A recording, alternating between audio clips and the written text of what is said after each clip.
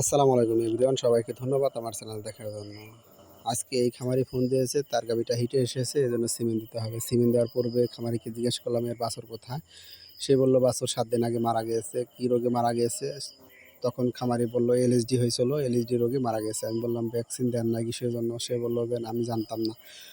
এজন্য প্রত্যেকটা এআই কর্মী এবং পল্লী চিকিৎসকদের সচেতন হতে হবে এবং খামারিকে সচেতন করার জন্য তাদেরকে বলতে হবে যেন ভ্যাকসিন পাওয়া যায় এবং ভ্যাকসিন দিলে সুস্থ থাকবে গরু এবং বাছুর।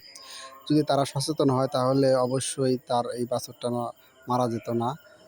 আর এজন্য আমাদের সচেতন করতে হবে প্রত্যেকটা খামারিকে। আর আমার চ্যানেলটি যারা নতুন দেখতেছেন তাদেরকে বলব প্লিজ আমার চ্যানেলটি সাবস্ক্রাইব করে রাখেন এবং লাইক করেন এবং বেশি বেশি শেয়ার করেন।